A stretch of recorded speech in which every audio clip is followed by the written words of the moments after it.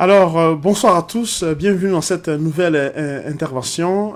Je vous remercie infiniment de suivre cette énième intervention. Ça fait longtemps que je ne vous ai pas parlé parce que ces derniers temps, j'ai été un peu souffrant et j'ai eu aussi des petites difficultés techniques avec mon ordinateur, donc j'étais obligé de faire un reset majeur. Du coup, j'ai perdu plusieurs données, donc il fallait donc faire une réinstallation de l'ordinateur. Voilà pourquoi j'ai été un petit peu en retrait ces derniers jours.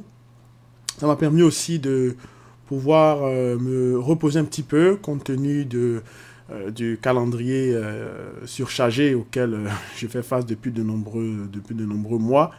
Et en particulier, vous savez, donc l'activité que nous faisons, l'activité de trader, avec également notre structure qui est en place et qui est en train de petit à petit de prendre ses marques. Bientôt, nous allons communiquer massivement là-dessus pour tous ceux et toutes celles qui sont intéressés à bénéficier du service qu'on met à votre disposition. Je vais donc communiquer là-dessus dans les prochains jours. Donc voilà pourquoi j'ai été ces derniers temps un petit peu absent. Maintenant, me voilà de retour. Mon ordinateur maintenant se porte mieux.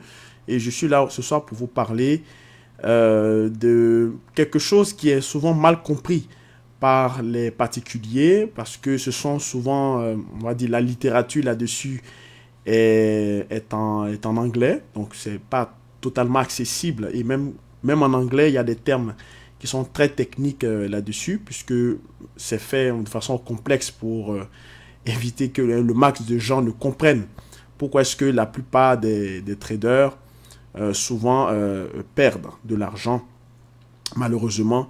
Et bien sûr, ça fait l'affaire de de certains brokers que vous connaissez. D'accord? Donc ce soir, on va parler du modèle B-Book, d'accord, versus A-Book, d'accord, ou STP, d'accord. Alors, je remercie tous ceux et toutes celles qui vont suivre cette vidéo. Mon nom est François Ablé. Je suis donc un trader actif, indépendant, et je travaille pour la compagnie Exchangeomics où je réalise donc la recherche quantitative. Je suis donc analyste senior là et je fais de la stratégie, de la recherche quantitative, de l'optimisation. Donc j'utilise des techniques statistiques, des méthodes quantitatives aussi, et on modélise, disons, l'évolution du prix en utilisant donc en regardant l'impact que les indicateurs ou des variables exogènes comme par exemple les indicateurs économiques ou par exemple tout ce qui est modélisable par rapport à l'actif financier qui permet donc d'avoir une certaine lecture du prix de façon plus scientifique. C'est dans ce cadre-là que nous mettons ces travaux à votre disposition, à l'intérieur du service qu'on appelle donc les lettres stratégiques du marché. Donc comme je vous ai dit, nous allons communiquer là-dessus dans les prochains jours. En attendant, vous pouvez visiter notre site internet qui est le www.exchangeomics.com ou www.exchangeomics.ca ou nous écrire à contact@exchangeomics.com. Vous retrouverez toutes ces informations dans le descriptif après cette intervention. Bien.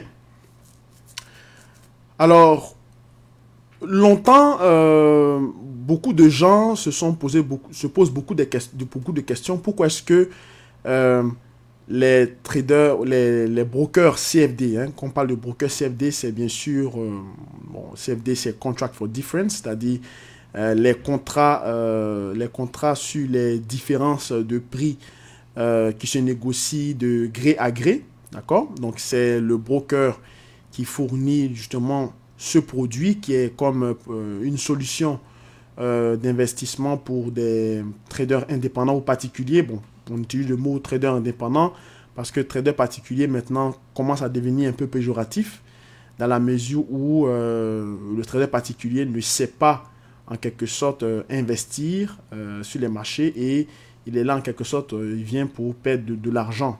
Okay?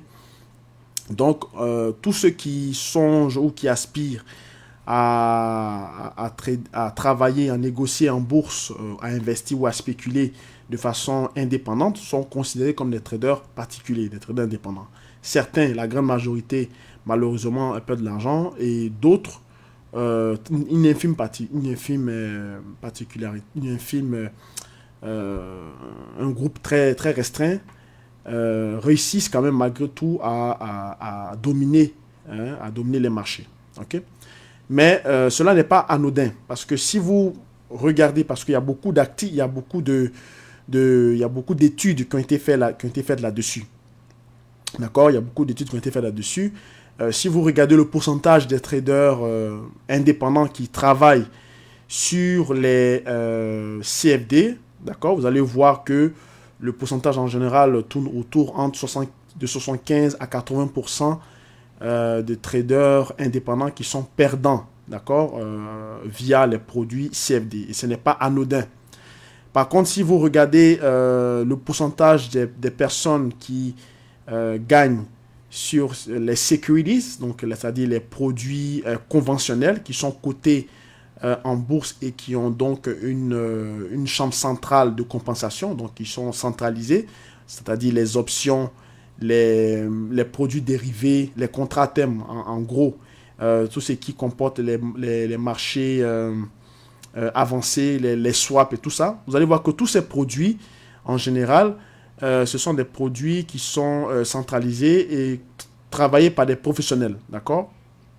Donc, ces produits-là, en général, le taux ou la statistique qui est là-dessus est souvent avantageuse, va souvent du côté des traders indépendants. Je crois, selon Interactive Broker, donc c'est un broker qui est assez connu, un courtier assez connu. Si vous regardez un peu, vous allez voir que la plupart, on va dire 48 à 54%, d'accord, des traders sont gagnants, d'accord, sont gagnants sur cet actif-là, d'accord. Et cela est dû essentiellement, bon, pas essentiellement, mais en grande partie, d'accord, donc en majeure partie, cela est dû au modèle d'affaires que les brokers proposent aux différents intervenants. Commençons d'abord par le premier modèle d'affaires, qui est le A-Book. Bon, le A-Book, ça veut dire le Automatic Book. Hein. Quand on parle ici de book, c'est-à-dire c'est un thème purement comptable pour dire un peu la tenue des livres. D'accord, le bookkeeping. D'accord, le bookkeeping, c'est la tenue de livres. Donc, c'est un thème comptable. C'est pour dire, c'est pour rentrer et, on va dire, dresser un sommaire de transactions qui sont effectuées par les différents intervenants à travers la maison de courtage. Donc le A-Book ou bien le Manual Book, d'accord, ou bien le STP. STP, ça veut dire aussi Straight Through Processing. En fait, c'est un ordinateur, c'est un système automatisé ou électronique avec lequel le broker qui utilise ce modèle envoie votre ordre directement à la bourse, d'accord?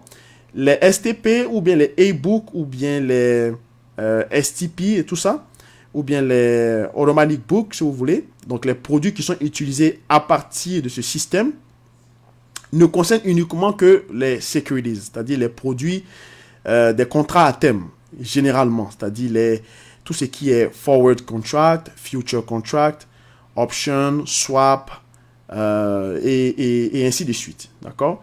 Ce genre de produits-là sont destinés justement à des traders avancés, d'accord, dont le broker ne se renumère que, on va dire, il se renumère comme si il fonctionnait en fait comme une banque.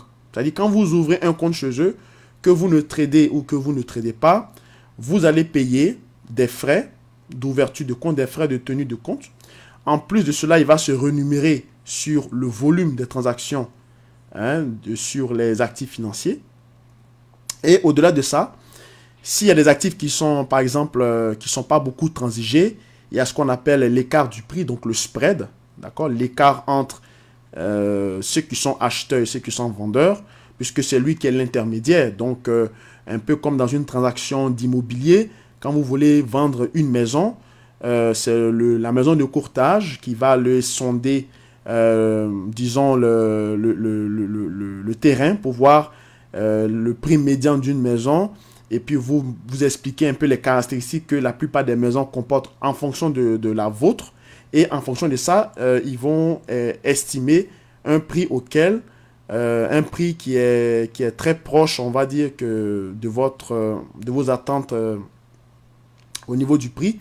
Et en fonction de cette probabilité-là, vous allez voir si vous pouvez vendre la maison ou pas. D'accord? Donc, c'est un intermédiaire. Et lui, il empoche la commission parce qu'il a travaillé justement pour faire le listing, c'est-à-dire pour matcher votre prix en fonction du prix du marché. OK?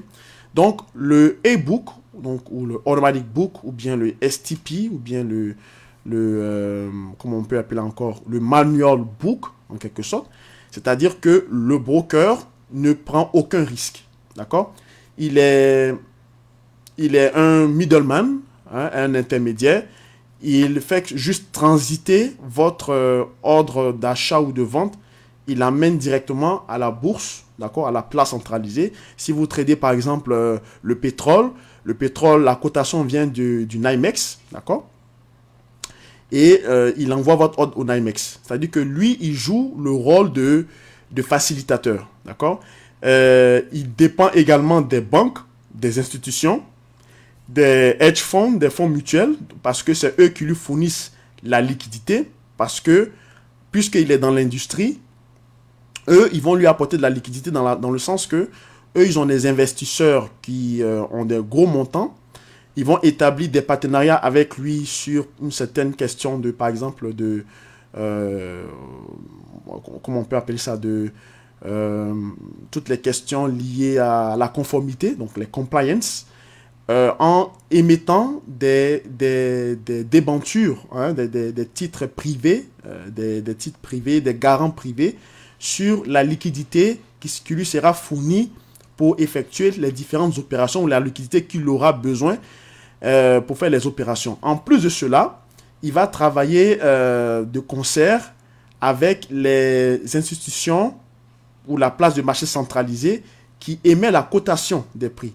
C'est pour ça que quand vous allez travailler sur les futurs, sur les options ou bien sur les produits dérivés, vous aurez besoin d'acheter non seulement un logiciel de trading à part, vous allez acheter également, vous allez déposer l'argent sur votre broker, sur votre courtier. Vous allez aussi chercher à avoir accès à ce qu'on appelle les data providers, c'est-à-dire les fournisseurs de données, d'accord? Comme la société qu'on appelle par exemple Kinetic, il y a aussi CQG, il y a Continuum, ainsi de suite. Donc, ce sont des émetteurs de cotation qui vous donnent accès aux chiffres, aux prix, d'accord, en temps réel, issus des places centralisées où vous allez utiliser ça pour faire votre trading.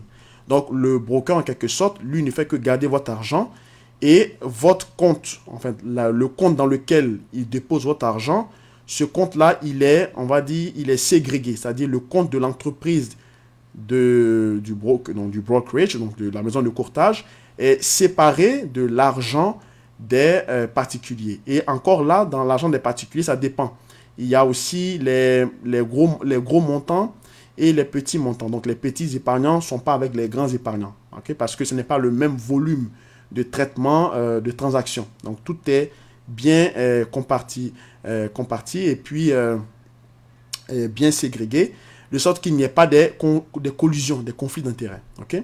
Ça, c'est le modèle e-book. Donc, bien sûr, avec un tel modèle, le broker ne gagne pas tellement d'argent. Il gagne de l'argent, mais pas beaucoup. D'accord? Pas aussi que le deuxième modèle qu'on va voir tout à l'heure. Donc, le e-book, automatic book, ou bien le STP, qui est le straight through processing, ou bien le manual book, c'est donc une sorte de comptabilité indépendante qui est exécutée entre le broker et bien sûr les fournisseurs de liquidités, parce que c'est comme une sorte un schéma, un organigramme où vous avez le trader qui est au milieu, vous avez ce qu'on appelle souvent les market makers qui sont bien sûr qui interviennent dans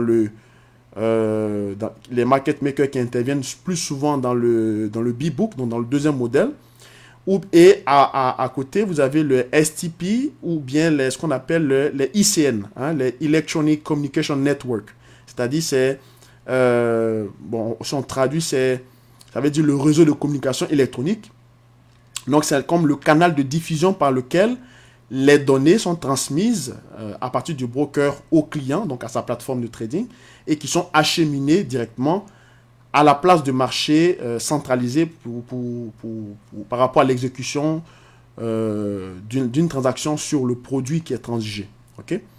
Donc, ce modèle-là, comme je vous l'ai dit, ça n'expose pas le broker, ça réduit son risque de change, son risque de liquidité. Il n'est pas dépendant de la liquidité qui est produite ou qui est fournie par le hedge fund et par on va dire, les fonds institutionnels qui sont dans le milieu, surtout dans le domaine du Forex ou dans le domaine des bons du trésor. Ça dépend aussi si c'est un produit qui n'est pas très liquide, mais en général, ça se passe souvent de cette manière-là au niveau du marché du Forex ou du marché des bons du trésor. Et quand on arrive sur des produits un petit peu moins liquides, par exemple comme sur les matières premières, évidemment, il y a des risques ce qu'on appelle des risques de slippage. Sinon, globalement, le slippage, en fait, à titre de rappel, c'est lorsque vous emmenez un ordre à un certain niveau de prix et vous êtes exécuté 2 ou 3 points plus tard ou 2 ou 3 dollars plus tard ou avant, d'accord, sur le produit. Parce qu'il y a, disons, une difficulté à matcher vos prix parce que vous n'êtes pas les seuls. Il y a une difficulté à matcher vos prix en fonction du côté que vous voulez vous positionner, soit en achat ou en vente, et il faut trouver quelqu'un qui soit en mesure de pouvoir payer à ce prix-là. Donc, s'il n'y a personne, on peut vous faire exécuter un petit peu plus haut, ou bien légèrement plus haut, de sorte que votre trade, la différence ne soit pas si grande, parce que l'intermédiaire, justement, est backé, et donc est garanti par le middleman. Ok, ça c'est pour le STP ou bien le A-Book. Après, vous avez maintenant le B-Book. Le B-Book que généralement les gens connaissent de la mauvaise manière parce que c'est un modèle qui est tristement célèbre puisque c'est là-bas où généralement le broker, bien sûr, fait plus d'argent parce qu'il prend plus de risques, forcément. Et ce risque-là, il le fait supporter malheureusement à ses clients. Alors, le B-Book, c'est quoi? Le B-Book, c'est que, contrairement au STP ou A-Book, qui joue juste le rôle de middleman et qui envoie vos ordres directement à la place du marché centralisé. Donc, retenons que, généralement, le A-Book, c'est plus conçu pour les produits qui sont des produits dérivés ou les contrats à terme, généralement. Donc, il n'est pas vraiment appliqué au CFD, même si il y a des brokers CFD qui fonctionnent avec un modèle où ils ont la possibilité, par exemple, de fonctionner entre B-Book et A-Book, ce qu'on appelle les brokers hybrides. On va voir dans le troisième cas. Donc, le broker hybride peut justement utiliser ces deux modèles. Mais dans le B-Book, essentiellement, si un broker est B-Book essentiellement, ça veut dire que lui, sa responsabilité, en fait, c'est de se couvrir.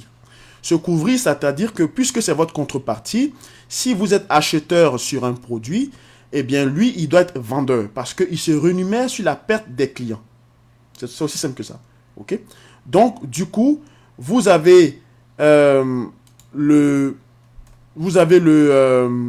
B-Book modèle qui, en fait, est une sorte de... comment on peut dire ça? Une sorte de...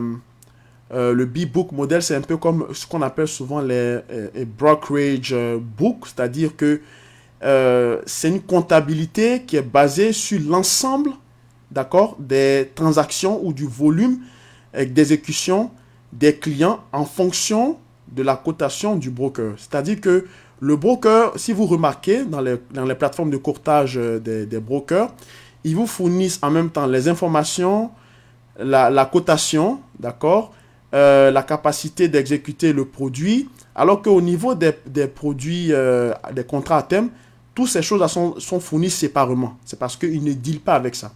Et justement, dans le B-Book, vous avez ce qu'on appelle les dealing desks.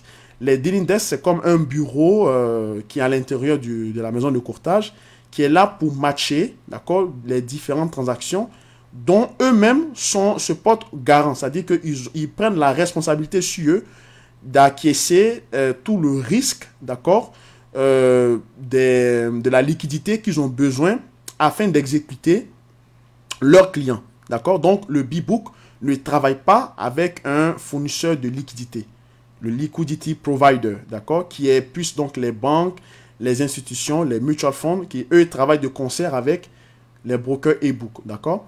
Et ici, dans ce cas de figure, le broker encaisse tous les risques, donc risque de change, risque sur la position, hein, le risque de perte de l'argent, le risque également de faire faillite si le broker effectue de mauvaises opérations. Voilà pourquoi vous allez voir que chez certains brokers, par exemple, ils vont vous dire 75% de nos clients à l'interne sont acheteurs sur l'euro-dollar. D'accord? Mais curieusement, quand vous regardez le marché à la baisse. D'accord? Voilà pourquoi certains qualifient ça d'un indicateur contrarien. Donc, le but, c'est quoi? C'est de pousser le maximum de traders à prendre une mauvaise décision. D'accord? Et de se renumérer sur la perte des clients, puisque il faut que le broker B-Book, il faut qu'il puisse avoir la possibilité de matcher tout le monde. Hein, parce que c'est lui qui est le fournisseur de liquidité, il a un dealing desk, c'est un market maker, il fournit les données, il fournit la liquidité, il est garant également de l'évolution des prix à partir de sa maison de courtage. Donc, c'est lui qui prend tout ce risque, le risque de change et tout ça. Donc, ce qui veut dire que si jamais il se loupe, ses clients s'enrichissent. C'est vrai que il veut quand même un certain montant de clients qui doivent continuer à être opérationnels, mais c'est une question de statistique, une question de loi des grands nombres. C'est vrai que je veux que certains clients continuent, surtout les gros clients, continuent à trader pour faire de la liquidité, mais en même temps, je veux que la majorité des clients perdent de l'argent parce que moi, c'est comme ça que je me rémunère. C'est simple que ça. Ça fonctionne un peu comme les maisons de casino. Hein. Dans un casino, il y a toujours forcément un gagnant. Il y a quelqu'un qui gagne toujours le gros lot, le pactole. Mais la grande majorité, en fait, sont là pour financer justement le gros lot. D'accord? Et comment on fait pour détecter un broker B-Book? C'est, par exemple, si le broker B-Book qui se rémunère sur la perte des clients forcément, vous allez voir qu'il va dire, nous acceptons à ouvrir des comptes à partir de 5 euros ou à partir de 10 euros. Donc, à la limite, c'est un peu comme si vous partez dans un casino, vous partez jeter 10 euros, 15 euros, 5 euros, c'est pas grave. Mais il sait qu'il va les récupérer. Sauf que vous n'êtes pas le seul. Il y a peut-être, disons, 50 000 ou 60 000 clients qui ouvrent des comptes à 100 euros. Donc, tout cet argent, c'est pour lui. OK? Et puis, il y a peut-être, on va dire, sur 100 000, s'il y a 80% des clients qui ont ouvert des comptes entre 100 et 500 euros, il y a peut-être 20% des clients qui ont ouvert des comptes au-delà de 10 000. Des comptes à 5 chiffres, des comptes à 6 chiffres. Donc, ces gens-là, eux, ils vont travailler, ils vont fournir la liquidité, ils vont gagner, ils vont perdre, ils vont gagner, ils vont perdre. Et à la fin, on fait une statistique et on dit, sur les 100 000 clients que j'ai, il y a seulement que 76% des dents qui sont perdants et il y a 24 qui sont gagnants. D'accord? Cette manière de déclarer cette statistique, ce sont les normes de régulation qui l'exigent parce que devant les régulateurs, ça veut dire que le broker, il est au moins à 80% B-Book ou bien à 100%. Dans la tête des traders particuliers, la résonance que ça vous prépare simplement à perdre de l'argent. C'est-à-dire que si vous allez faire du CFD et que vous perdez, vous allez dire, bon, de toute façon, c'est normal. Hein? Si on m'avait déjà dit que 76% des gens perdent, donc forcément, si je perds, ça veut dire que je suis dans la normalité. Alors que non, c'est pas normal de perdre de l'argent. C'est un peu comme de la loterie. Tout le monde sait que la probabilité de tirer au hasard le lot gagnant, c'est 1 sur des millions et des millions. Donc, ça veut dire que quand les gens mettent 2 $, 3 $, 4 $ et puis ils perdent, ils s'en fichent parce qu'ils savent déjà qu'ils étaient déjà préparés à perdre de l'argent. Mais par contre, s'ils gagnent, ils sont très bien contents, ils s'estiment chanceux. C'est la même chose. Donc, ça fonctionne de cette manière-là. Le B-Book, Et avec le dealing desk, bien sûr, ils sont là souvent. Certains brokers qui sont malhonnêtes, qui font le B-book malheureusement, vont chercher par exemple à regarder l'ensemble des clients qui gagnent le plus. Et puis, s'ils sont malhonnêtes, ils vont faire des malversations, par exemple, truquer les cours, augmenter les spreads de façon volontaire, s'amuser par exemple, à chasser des stops, puisque les traders particuliers ou indépendants, vous savez que toutes vos opérations que vous faites, c'est encrypté, d'accord? Il y a un API, donc on peut savoir la plupart de vos niveaux d'exécution, la plupart de où vous mettez vos stops. Ils font des statistiques et ils savent donc à peu près sur tel produit, par exemple sur le DAX, sur l'euro-dollar, quels sont par exemple, il y a combien de pourcentage des gens, de leurs clients qui mettent des stops de 30 points ou de 20 points ou de 50 points, ainsi de suite. Donc par rapport à ça, ils vont donc ils vont pousser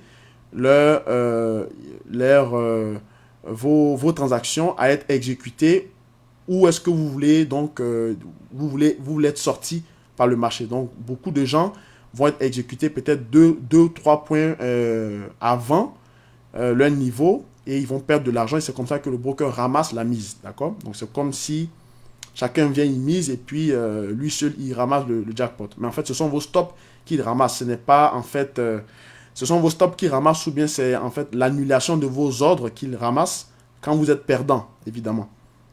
Donc, ce modèle B-Book, généralement, la plupart de brokers que vous connaissez, on va bien sûr revenir là-dessus. Et c'est d'ailleurs ça qui nous a motivés à créer ce service qu'on vous offre avec Actionomic pour justement combattre, pour gagner à coup sûr sur les modèles B-Book et qui fonctionne très bien avec nos partenaires qui sont plus ou moins des brokers A-Book parce qu'eux, ils n'ont rien absolument à gagner des clients, ils ne se renument pas sur la perte des clients puisqu'ils ne sont pas exposés à la liquidité. Vous allez voir que donc, la plupart des brokers avec qui nous avons tenté de travailler en proposant ce service-là pour aider les clients à gagner de plus en plus sur les marchés financiers, ils ont été tous rejetés. Tous les brokers CFD ont la plupart rejetés parce que ça ne les arrange pas puisqu'ils se renument sur la perte de leurs clients. Donc, c'est souvent les brokers future options, ainsi de suite, qui ont accepté notre offre. Et donc, c'est avec eux qu'on travaille de concert pour sorte à améliorer le score des traders indépendants qui opèrent via leur plateforme. Okay? Ensuite, vous avez les brokers, en dernier lieu, vous avez les brokers hybrides. Les brokers hybrides, c'est un peu une sorte de broker, un peu, on va dire, en griffe neutre, qui veut tirer son épingle du jeu des deux côtés. C'est-à-dire que au lieu d'être soit à 80% B-Book, 20% A-Book, ou bien au lieu d'être à 100% B-Book et puis pas de A-Book, il va faire par exemple du 60% A-Book, 40% B-Book, ou du 70% A-Book, 30% B-Book. Okay? Donc il essaie de tirer profit des deux modèles. On les appelle les brokers hybrides. Un exemple de broker hybride que vous connaissez, c'est CMC Market. CMC Market est un broker hybride parce qu'ils offrent, on va dire, ils offrent des forward contracts. Des forward contracts, ce sont des produits purement de A-Book parce que c'est une sorte de contrat de gré à gré entre institutions, c'est-à-dire entre un hedge fund ou bien entre une banque ou bien entre ils appellent ça souvent des investment corporate ou bien banking corporate.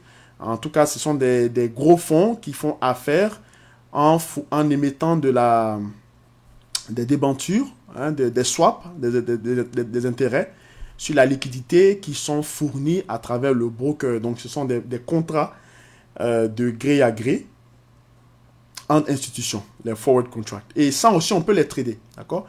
Et si vous gagnez justement sur ces produits, vous encaissez directement les profits, la différence par rapport aux CFD qui sont bien sûr uniquement ou essentiellement fournis par les brokers, le broker CFD tout simplement. C'est-à-dire que vous ne possédez pas le produit en quelque sorte, d'accord? Et on vous permet, avec un certain levier, de prendre une position sur l'actif Et si vous avez raison, vous encaissez la différence. D'accord? C'est surtout pour vendre, pour shorter. Si par exemple, vous savez que, on va dire, l'or va baisser, par exemple, mais vous ne possédez pas de titre sur l'or. Donc, vous allez shorter un CFD sur or. Donc, le broker va vous fournir cette possibilité. C'est pour ça que je dis que c'est une solution. Il va vous fournir cette possibilité de shorter sur l'or. Et si vous avez raison, le niveau auquel vous avez vendu à découvert, il va être calculé avec la différence au niveau où est-ce que le prix est allé réellement. Donc, c'est ça qui est la difference. Donc, c'est ça que vous gagnez multiplié par le montant que vous avez mis en fonction de ce que la marge vous permet d'investir. D'accord? Donc, voici un peu les 3 types de modèles d'affaires qui vous est proposé. Et généralement, pour reconnaître un broker Bbook, comme je l'ai dit, il fonctionne comme des casinos. Vous allez voir qu'ils vont vous dire, vous pouvez faire des dépôts par carte de crédit, vous pouvez faire des dépôts par Bitcoin, vous pouvez ouvrir un compte, c'est 5 $, 10 $, ainsi de suite. Alors que pour les brokers, on va dire eBook ou STP, ou bien des brokers ICN, ils vont généralement vous demander d'avoir au moins soit du 10 000 $, soit du 25 000, ainsi de suite. Pourquoi? Parce que ouvrir un compte, c'est comme à la banque. Il y a des frais d'opération et des frais d'administration, des frais d'ouverture de compte. Donc, que vous tradez ou que vous ne tradez pas, vous allez payer un montant forfaitaire à chaque mois pour l'utilisation de ce compte-là. En plus déjà des transactions que vous allez payer aussi, en plus des frais reliés à l'API, donc à l'affichage des données, donc qui proviennent du data provider, vous devez payer aussi ça.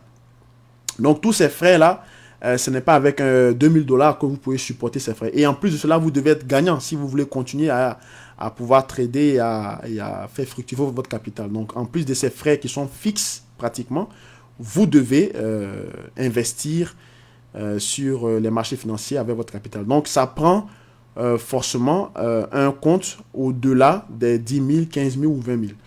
Par contre, si vous voyez qu'un broker vous propose un minimum de dépôt de 2 000, à partir de 2 000 ou de 5 000, c'est un broker hybride, forcément, parce que il tente de avoir, bien sûr, la possibilité de jouir des 2 modèles, donc du modèle A et du modèle B. D'accord? La tenue de livre au niveau des transactions sur le modèle A et le modèle B. Et puis, si vous avez un broker qui vous dit, même avec 5 $, vous pouvez ouvrir un compte, ça veut dire que c'est un broker comme la majorité des brokers CFD. Ça veut dire que surtout ceux qui sont basés à Chypre, Israël et puis dans les pays offshore, ce sont des brokers qui fonctionnent comme des casinos. Hein, c'est comme si vous venez pour jeter de l'argent et ils récupèrent le grand nombre et après ils communiquent comme quoi il y a 80% des brokers, pardon, pas des brokers, mais des traders indépendants de ces clients indépendants sont perdants. D'accord? C'est pour vous habituer à perdre. Parce que c'est là-dessus que lui, il se rémunère. Alors, des gens comme nous, qui sont là uniquement pour permettre à ce que les gens puissent gagner sur les marchés financiers, ne font pas son affaire, forcément. Donc, il ne va pas signer des contrats avec nous, puisque nous ne sommes pas là pour jouer les rôles d'affiliés ou bien d'intermédiaires de brokers. J'en avais déjà parlé dans certaines vidéos, où leur modèle maintenant, c'est de recruter des sortes des influenceurs pour vous amener, vous acheminer vers eux en ouvrant des comptes à 100 $, 200 $. Et puis, ils vont bien sûr vous augmenter les spreads. Lorsque vous voulez trader, vous serez chassé très souvent par des stops. Donc, vous allez forcément finir par perdre votre 100 $ et vous ne serez plus actif. Et quand des gens comme nous viennent pour dire, ben, on va vous amener à trader parce qu'on va vous encadrer avec un service spécialisé basé sur des lettres stratégiques de marché avec des études quantitatives bien précises appuyées par de la recherche statistique et tout ça, ils ne veulent pas, d'accord, parce que ce n'est pas ça ne fait pas leur affaire. Alors, il y a 2 moyens c'est là-dessus que je vais finir, il y a 2 moyens pour combattre ça. La première chose, c'est bien sûr d'étudier de manière empirique la volatilité des produits sur lesquels vous voulez travailler. C'est ce que nous faisons dans notre organisation et que nous fournissons à travers les lettres de marché. Et ça vous permet donc de voir comment est-ce que le prix se déplace et de savoir les niveaux exacts pour pouvoir prendre des positions de façon sécuritaire. La deuxième chose à faire, c'est bien sûr de matcher de façon croisée, faire des probabilités croisées. Vous n'avez pas besoin de le faire, nous le faisons. C'est ce que nous fournissons aux clients. Par exemple, je prends un exemple tout bête. L'euro, ils vont par exemple vous dire que l'euro-dollar, chez eux, leurs clients qui traitent sur l'euro-dollar, il y a 25% de leurs clients sont à l'achat sur l'euro-dollar, donc il y a 75 qui sont à la vente, d'accord? Et par exemple, vous avez aussi l'USD CAD, où il y a par exemple 35%, n'est-ce pas, des traders qui sont acheteurs en termes de sentiment de marché, c'est ce qu'ils donnent souvent. Et puis, vendeurs, ils sont 65%. Qu'est-ce que vous allez faire? Si vous voulez trader, par exemple, des paires croisées, tout simplement, vous avez juste à croiser les statistiques. Donc, vous allez prendre le pourcentage de ceux qui sont acheteurs multiplié par le pourcentage de ceux qui sont acheteurs sur l'euro-dollar multiplié par le pourcentage de ceux qui sont acheteurs sur l'USD CAD, puisque trader l'euro-CAD, c'est en fait, ça revient à multiplier l'USD CAD, donc la paire, par l'euro-dollar. Donc, c'est le facteur dollar qui s'annule. Donc, ça veut dire que si votre compte est en dollars, forcément, si la valeur de dollar baisse, vous allez perdre forcément de l'argent. Donc, automatiquement, vous devez vous couvrir en achetant du dollar canadien, puisque il y a une corrélation entre le dollar canadien et le dollar américain. D'accord? En tout cas, sur 10 ans. Donc, il faut connaître justement les corrélations intra-marché, puisque c'est dans le Forex. Il faut connaître aussi les mathématiques fractionnelles qui sont derrière les paires Forex. Et puis, il faut connaître aussi les probabilités croisées en fonction du prix. Donc, si vous multipliez le pourcentage de ceux qui sont acheteurs, ou en tout cas les clients, les top clients du broker qui sont acheteurs sur l'euro-dollar avec ceux qui sont sur l'USD CAD, donc ça veut dire qu'il y a eu un très grand nombre de gens qui sont forcément vendeurs sur l'euro-CAD, ce qui veut dire que vous devez être acheteur sur le dollar canadien. D'accord? Donc c'est une sorte de gymnastique d'esprit comme ça que vous devez faire. Ce sont des choses que nous avons l'habitude de faire, donc c'est ce que nous fournissons à nos clients, et vous ne pouvez que forcément gagner dans la majeure partie du cas. Et pour bénéficier de ce genre de services, vous avez juste à jeter un coup d'œil sur notre site internet au www.exonomics.ca ou www.exonomics.com. D'accord? On va bien sûr communiquer là-dessus pour que vous ayez accès très bientôt à vos lettres de marché, enfin ceux qui sont intéressés. Vous n'avez qu'à aller sur le site et puis à remplir votre formulaire d'adhésion, et nous vous donnerons suite par rapport à ça. Donc, c'est ce genre de gymnastique que nous faisons en fonction du prix, où vous avez vraiment des niveaux clés et que vous pouvez entrer sur le marché de façon sécuritaire, de façon avec une énorme conviction, parce que c'est appuyé, documenté de manière quantitative et aussi sur des facteurs, des arguments macroéconomiques qui vous permettent donc de gagner, je dirais, presque à coup sûr sur les marchés financiers, au moins au-delà de 80%. Ok? Alors, je vais m'arrêter là pour ce soir. Merci à tous ceux qui ont été présents et qui ont suivi cette intervention. Je m'excuse si ça a été un peu long, et puis aussi, je m'excuse aussi de la qualité du son, parce que j'ai acheté récemment un micro. Je crois que le son normalement doit fonctionner normalement. Sinon, je vais peut-être reprendre certainement la vidéo dans les prochains jours. En tout cas, demain, je parlerai du nouveau deal que la Chine vient de signer avec les 14 pays de l'Asie et du Pacifique. Je vais vous expliquer les impacts d'abord géopolitiques, ensuite les impacts économiques ou macroéconomiques sur bien sûr le dollar pour les échéances à venir.